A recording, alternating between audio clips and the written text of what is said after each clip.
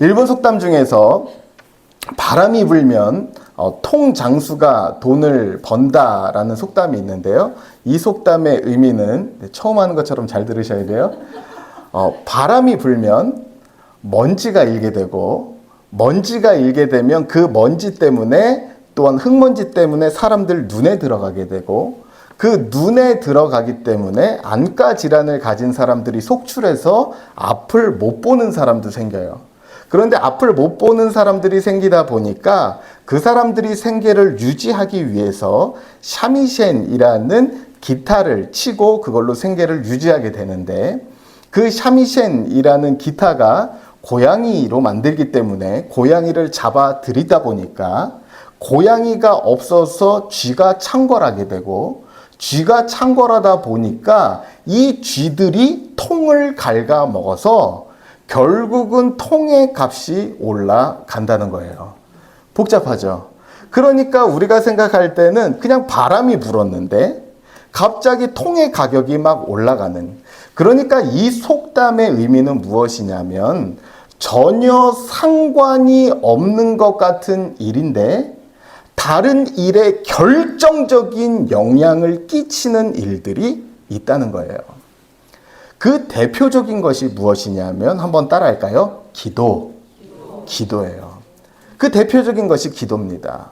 오늘 내가 여기서 기도했는데 우리 자녀들의 축복으로 거두게 되고, 내가 여기서 주님 앞에 애타게 부르짖었는데 우리 가정이 걸어가는 발걸음 가운데 그 앞날이 열리게 되는, 우리가 기도하는 것들이 우리 삶의 결과로 나타나게 된다는 사실입니다.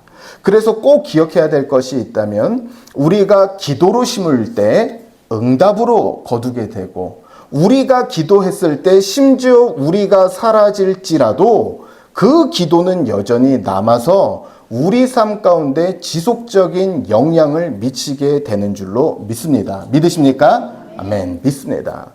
그렇기 때문에 기도가 우리 삶 가운데서 지금 하는 것, 하나님 앞에 선택하며 올려드린 것인데 그것이 내 삶에 예상치 않은 때에 또한 걸어가는 발걸음 가운데 영향을 미친다고요.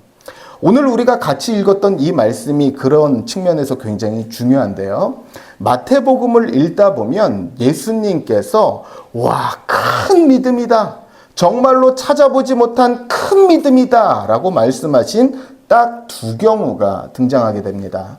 오늘 성경 말씀에 나와 있는 이 가나안 여인의 믿음이었고, 다른 한 믿음은 이방인 백부장의 믿음이었습니다. 그렇기 때문에 오늘 본문에 나와 있는 이 가나안 여인의 믿음, 이 가나안 여인의 간구는 지금도 주님께서 찾으시는 기도이자 모든 여성들이 자신의 기도의 롤 모델로 삼을 수 있는 중요한 기준이 된다는 사실입니다. 오늘 이 가나안 여인이 주님 앞에 나아갔던 그 삶의 자세가 우리 모든 성도님들, 특별히 어머님들 뿐만 아니라 우리 아버님들 역시 주님 앞에 나아가는, 따라갈 수 있는 발걸음이 되는 은혜가 있기를 간절히 소망합니다. 그러면 이 말씀이 우리에게 무엇을 도전하고 있느냐? 본문의 메시지는 먼저 바로 이것입니다. 침묵에는요, 더 깊은 주님의 뜻이 있다는 거예요. 같이 고백해 볼까요? 시작. 침묵에는 더 깊은 주님의 뜻이 있다. 주님의 침묵에는요, 우리가 생각하는 것보다 더 깊은 의미가 있다는 것입니다. 오늘 말씀의 배경은 이렇습니다. 예수님께서 갈릴리 지역에서 선교와 사역을 마치신 이후에, 그럼 갈릴리 지역, 그럼 좀 이렇게 말씀드리면 어려우니까 이스라엘의 북쪽 지방에서 사역을 마치신 이후에 예수님께서 자신의 사역의 본거지인 가버나움이나 다른 곳으로 가지 않고 예수님의 발걸음이 다른 곳으로 향하게 됩니다. 어디였냐면 바로 이방 땅이었어요. 그 말씀을 읽으면서 우리는 주님의 정말로 특별한 계획이 있나 보다, 주님이 찾기로 작정한 사람이 있나 보다, 이렇게 생각을 하게 됩니다. 오늘 말씀 21절 말씀인데요. 이렇게 나와 있습니다. 본문 21절 말씀. 같이 한번 읽어볼까요? 시작. 예수께서 거기서 나가사 두로와 시돈 지방으로, 오늘 말씀 보니까 두로와 시돈, 당시의 이방 땅, 경계를 넘어선 그 밖의 땅으로 가시게 된 겁니다. 그런데 거기서 한 여인이 예수님 앞에 나오게 됩니다. 이 여인은 자신의 딸이 아주 흉악한 귀신 들린 그러한 안타까운 사연을 가진 여인이었어요. 주님 앞에 나와서 간절히 부르짖습니다. 제발 주님 제 딸을 불쌍히 여겨주세요. 고쳐주세요. 그런데 이 여인이 얼마나 귀한 발걸음을 했냐. 당시에 그 여인이 머물고 있었던 두로와 시돈이라는 땅에서요, 채 5km가 되지 않는 곳에, 지금 여기로 치면 한 상동쯤에 거기에 에시문이라고 하는 당시에 이방 사람들이 섬기는 치유를 위한 신전이 있었어요. 그런데 그곳으로 달려가지 않고 지금 누구 앞에 나온 거예요? 예수님 앞에 나온 거예요. 그러면 예수님께서 고쳐주시면 좋을 것 같은데 이 여인이 전혀 예상치 않은 상황을 마주하게 됩니다. 어떤 상황이냐? 바로 오늘 말씀 23절 말씀인데요. 이렇게 나와 있습니다. 본문 23절 말씀입니다. 23절. 예수는 한 말씀도 대답하지 아니하시니. 돌아온 것이 뭐예요? 주님의 침묵이었어요. 아무 말도 대답도 하지 아니하시니. 여러분, 우리가 신앙생활하면서, 우리가 기도하면서 제일 언제 힘들고 내 신앙이 흔들리게 되냐? 바로 주님의 침묵의 때입니다. 열심히 기도했어요. 말씀 붙잡고 응답하실 것을 믿고 간절히 기도했는데 바뀌기는커녕 미동도 없어요. 하나도 잡히는 응답의 작은 결과조차 없을 때 주님의 침묵 가운데 우리의 신앙이 흔들릴 때가 참 많이 있다는 사실입니다. 그래서 침묵이라는 소설이 있는데요. 그 소설을 보면 로드리고라는 신부가 나와요. 이 신부가 당시에 선교를 갔는데 거기에서 그 당국에 있던 나쁜 사람들이 야, 이제 예수 믿는 것을 부인해라. 빨리 부인해. 그러면서 온갖 고문과 아픔을 막 자행해요. 그런데 이 로드리고 신부가 흔들리지 않습니다. 그런데 문제는 뭐냐? 이 신부가 배교하지 않기 때문에 그 신도들을 고문하고 잡아 죽이기 시작하는 겁니다. 자기가 힘든 건 괜찮아요.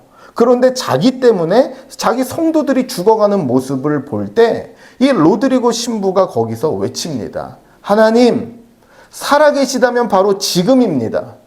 주님 침묵을 깨트리셔야 됩니다. 주님이 살아계시고 능력 있는 것을 보여주실 때가 바로 지금입니다. 그렇게 외쳐요.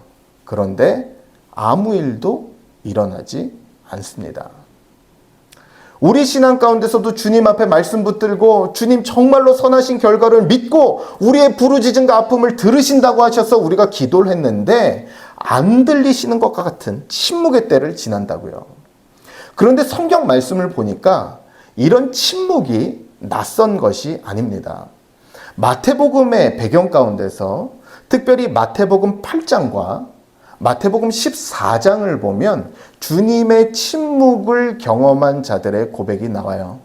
마태복음 8장을 보면 막 파도가 요동치고 있어요. 주님 어떡합니까? 우리 다 죽게 생겼습니다. 라고 주님께 외쳤을 때 주님께서 듣지 않고 주무시고 계셨어요. 마태복음 14장 보니까 오병이어의 기적이 필요할 때 많은 이들이 배를 곪고 있었고 이들에게 어떻게 먹여야 될까 고민하고 머리 쥐어 짜내느라 너무나 두렵고 어떻게 할 줄을 모르는 그 상황 가운데서 주님께서 침묵하셨어요. 그런데 이 두 경우의 사건을 보면 예수님의 침묵은 언제 나타나게 되느냐? 우리는 예수님의 침묵이 나로부터 떨어져 계셔서 예수님이 마치 살아계시지 않는 것 같아서 침묵하시는 것 같은데 말씀에서는 예수님이 언제 침묵하시느냐? 함께 계실 때 침묵하세요. 내 상황을 알고 계실 때 침묵하세요. 그리고 언제 침묵하느냐? 내가 바라는 구원이 아니라 주님이 이루시는 그 구원을 이루시는 과정으로서 침묵한다는 사실입니다. 그렇기 때문에 우리는 생각할 때 침묵은 주님이 잠드신 거야, 날 잊으신 거야, 주님이 계시지 않는 것일까? 라고 생각하지만 사실 성경은 무엇이라고 선언하냐면 주님께서 함께 계시기 때문에 침묵하고 주님께서 알고 계시기 때문에 일시적으로 말씀하지 않으시며 주님께서 나의 불완전한 방식으로서의 건짐이 아니라 주님의 방식으로 건지시기 위해서 침묵하신다는 사실입니다. 그래서 우리는 한 가지를 고백할 수 있어야 돼요. 주님의 침묵에는 내 뜻보다 더 깊은 주님의 뜻이 있다. 믿어지십니까? 더 깊은 뜻이 있는 거예요. 그래서 시편 말씀 보니까 시편 62편 5절 말씀을 보니까 이렇게 나와 있습니다. 같이 한번 읽어볼까요? 나의 영혼아 잠잠히 하나님만 바라라. 물은 나의 소망이 그로부터 나오는도다. 여기 나의 영혼아 잠잠히 이 부분을 침묵 가운데로 한번 바꿔서 한번 읽어볼까요? 나의 영혼아 침묵 가운데 하나님만 바라라. 물은 나의 소망이 침묵 가운데서 주님이 말씀하지 않는 그 가운데서 주님을 바라는 가운데서 뭐가 임한다고요? 여전히 주님의 우리 삶에 소망되어 주심이 또한 우리 삶 가운데 침묵으로 끝나지 않는 주님의 역사가 그 가운데 있다는 사실입니다. 그래서 우리가 간절히 바라는 반복적이고 지속적이고 오래된 기도 가운데 주님의 침묵의 때를 지나고 있다면 여전히 그 가운데서도 흔들리지 않고 요동하지 않고 오직 하나님만 바랄 수 있는 그 주님께 삶의 소망을 둘 수 있는 은혜가 있기를 간절히 소망합니다. 다음으로 이 본문이 우리에게 또한 말하고 있는 기도에 대한 가르침은 무엇이냐? 두 번째로 은혜에 근거하여 부르짖으라는 거예요. 같이 한번 고백할까요? 시작. 은혜에 근거하여 부르짖으라. 이제 이 예수님의 간절한 외침에 예수님께서 1단계로 뭘 하셨어요? 뭘 하셨어요? 침묵하셨어요. 그런데 그 다음에 이제 주님이 아무 말씀도 없으셨으면 좀 응답하실 것 같은데 이 침묵 이후에 마주한 게 무엇이냐? 한번 따라할까요? 거절. 주님의 거절이었어요. 침묵도 힘들었는데 이제는 더 힘든 거절을 마주하게 됩니다. 오늘 말씀 24절 말씀이에요. 본문 24절 말씀을 한번 같이 읽어보도록 하겠습니다. 본문 24절입니다. 시작. 이르시되 나는 이스라엘 집에 잃어버린 양 외에는 다른 데로 어떻게 했다고요? 보내심을 받지. 그러니까 결국 무슨 얘기예요? 예수님 고쳐주시겠다는 거예요? 안 고쳐주시겠다는 거예요? 안 고쳐주시겠다는 거예요. 우리는 이 말씀을 읽으면서 놀랍니다. 아니 주님께서 그 간절하게 아니 이방 신전으로 달려가지 않고 주님 앞에 나왔으면 고쳐주셔야 될 것 같은데 처음에는 침묵하셨어요. 그리고 지금은 뭐하고 계세요? 거절하고 계세요. 그러면 주님께서는 이 일을 통해서 정말로 좌절을 안겨주고 이 여인으로 하여금 주님을 떠나게 하기 위해서 거절하신 것일까? 그렇지 않습니다. 주님께서 이 거절을 통해서 한번 따라할까요? 믿음의 바로잡음. 이 거절을 통해서 믿음을 바로잡고 계신 거예요. 이 여인의 잘못된 믿음을 교정하시는 주님의 때라는 것이죠. 그걸 알기 위해서 본문 말씀을 읽어보면 우리가 예수님께 첫 번째 했던 고백과 예수님께 두 번째로 했던 고백을 보면 이 여인의 고백이 어떻게 바뀌는지를 좀 보게 됩니다.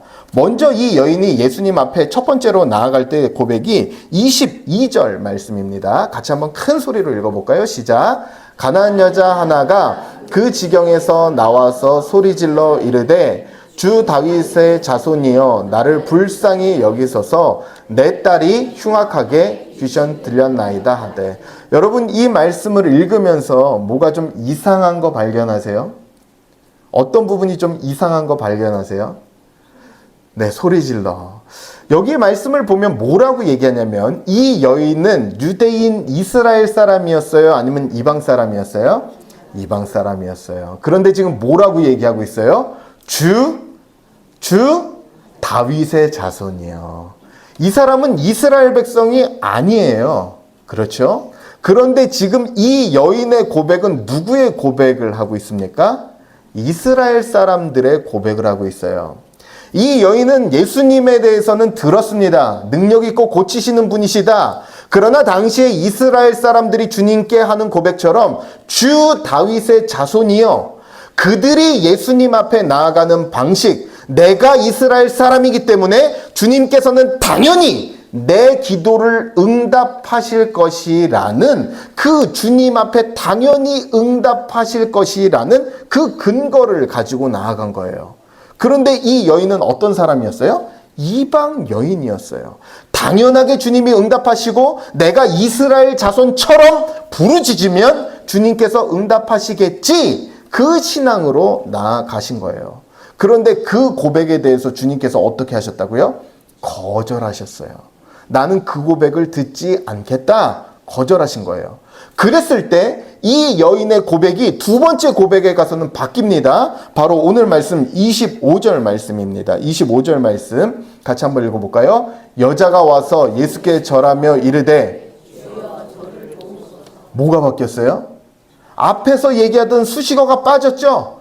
아까 전에는 주님, 제가 이 고백하면 저를 당연히 도우셔야죠. 제가 이스라엘 백성들처럼 나아가면 주님이 응답하셔야 됩니다.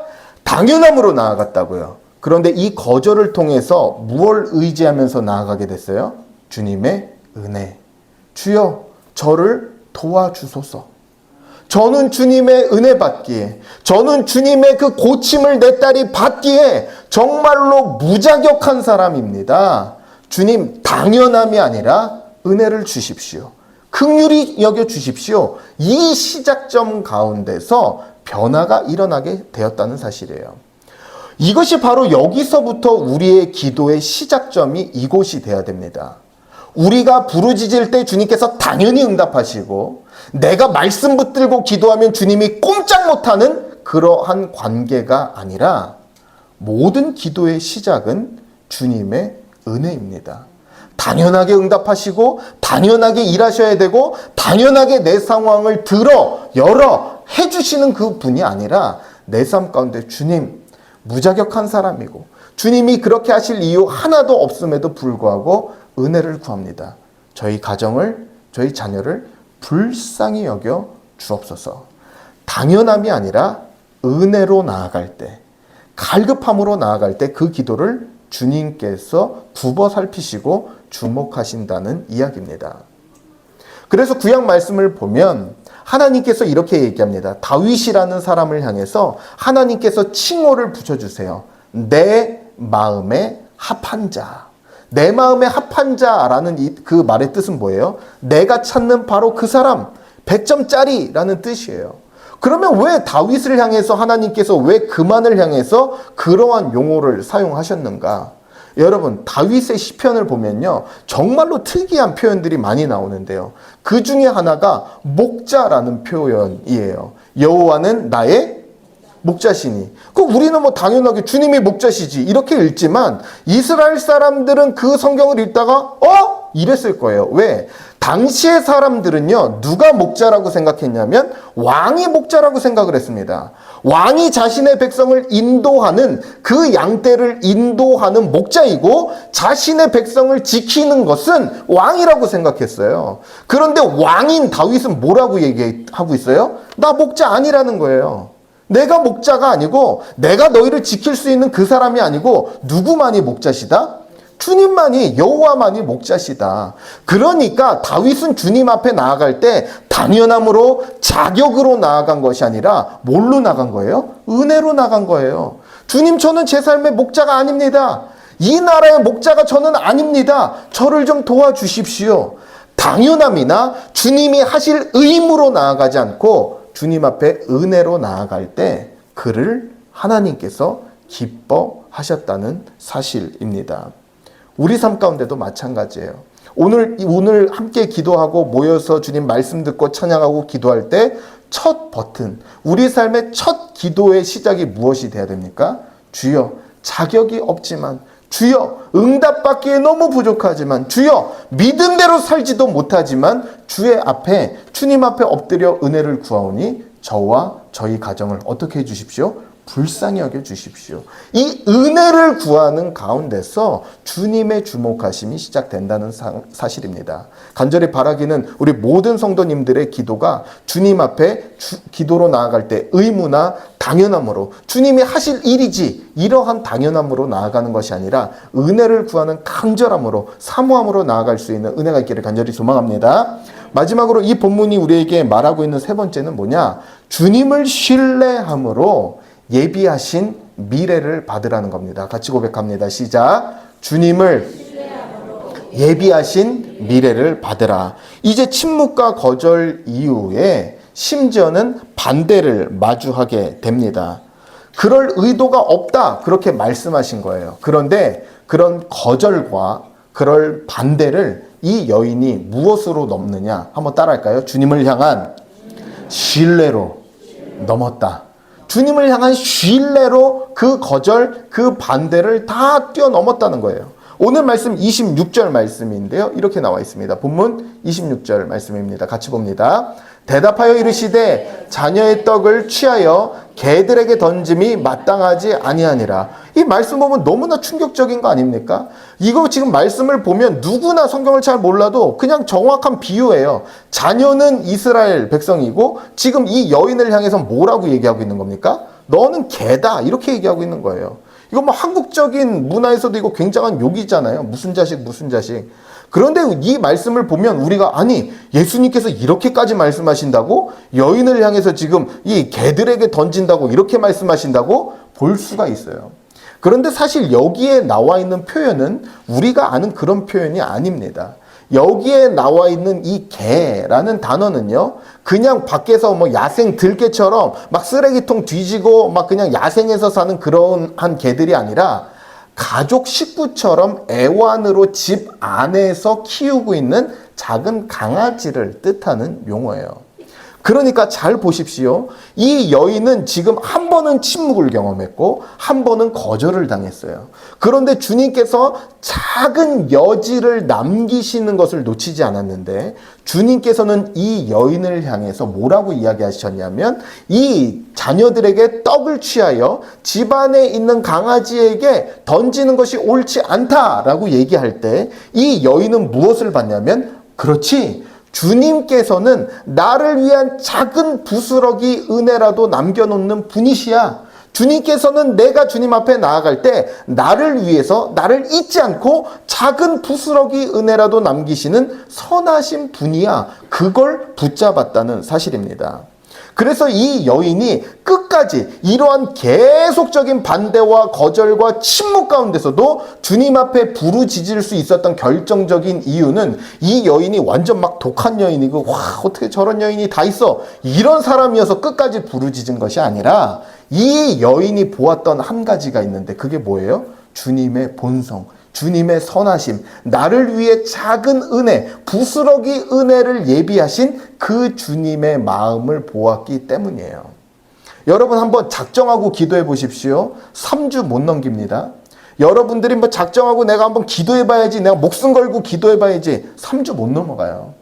그런데 같은 제목의 기도를 끊임없이 할 수 있는 결정적인 힘이 있다면 나의 노력과 나의 결심이 아니라 그 기도를 끝끝내 들으시고 응답하실 누구에 대한 주님에 대한 선하심만이 우리로 하여금 상황에 대한 가로막힘을 뛰어넘게 하고 또한 내 내면에서 마주하는 불신앙까지도 뛰어넘을 수 있는 힘이 어디서 나오느냐?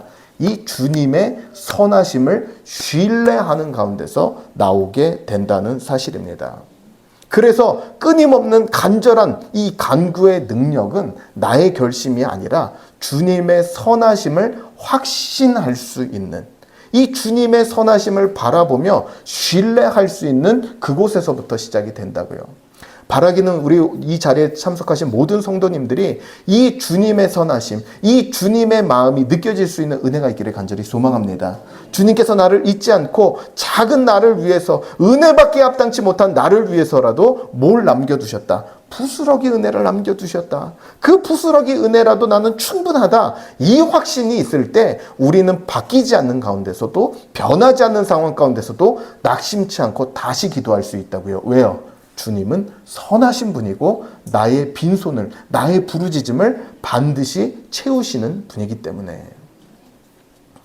그래서 여러분 그 R.C. 스프라울이라는 목사님이 있는데 그 책을 보면 어떻게 기도할까라는 책이 있어요. 이 책 내용을 읽다 보면 마지막에 부분에 무슨 내용이 나오냐면 한국전쟁, 6.25 전쟁 이후에 한국의 상황을 좀 그리는 내용이 나옵니다. 어떻게 한국 상황을 아셨는지 그 전쟁 직후의 상황을 이렇게 그려요. 한국 전쟁이 끝난 이후에 수많은 전쟁 고아들이 생겼습니다. 엄마를 잃고 아빠를 잃고 막 갈 바를 알지 못하는 거예요. 그런데 이제 외국의 도움으로 고아원이 설립이 되었습니다. 감사하게도 상당히 많은 아이들이 이 고아원에 위탁되고 여기서 교육도 받고 여기서 먹고 자고 할 수 있는 환경이 열린 거예요.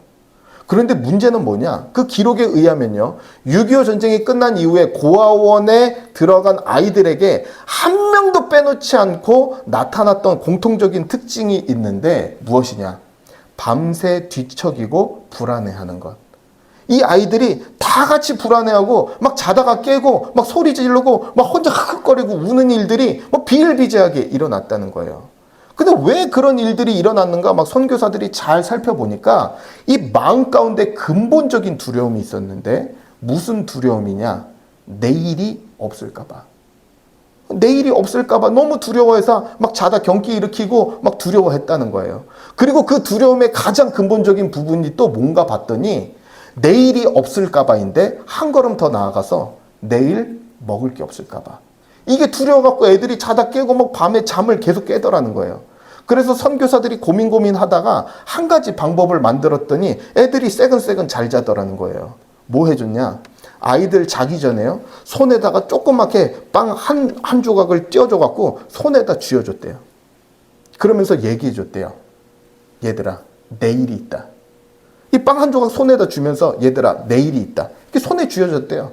그러니까 애들이 이 빵을 먹는 게 아니라 손에 붙잡고 자는 거예요. 근데 너무나 애들이 평온하게 자는 거예요. 왜요?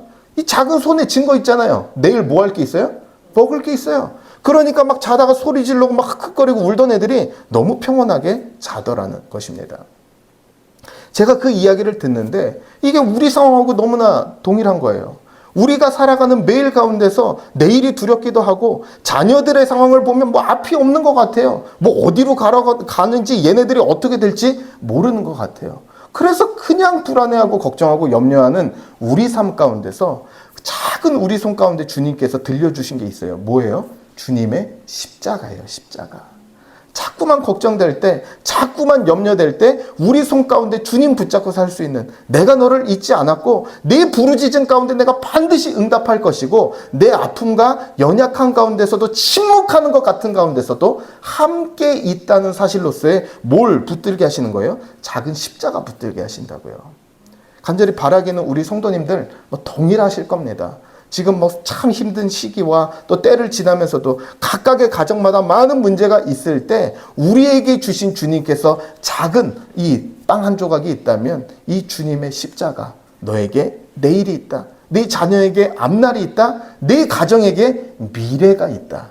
이걸 붙잡고 주님 앞에 나아갈 때 우리의 열심과 우리의 기도의 강렬함이 아닌 주님의 선하심으로 주님 예비하신 것을 우리가 받고 누리는 길로 걸어가게 된다는 사실입니다. 간절히 바라기는 오늘 예배에 참석하신 모든 분들이 이 주님께서 우리 손 가운데 붙잡게 하시는 이 주님의 선하심, 이 주님의 십자가 다시 한번 붙잡고 내 삶에서 무너진 기도의 자리를 다시 회복하고 다시 부르짖음이 회복될 수 있는 은혜가 모든 성도님들의 삶 가운데 놀랍게 임할 수 있기를 주님의 이름으로 간절히 축원합니다. 아멘.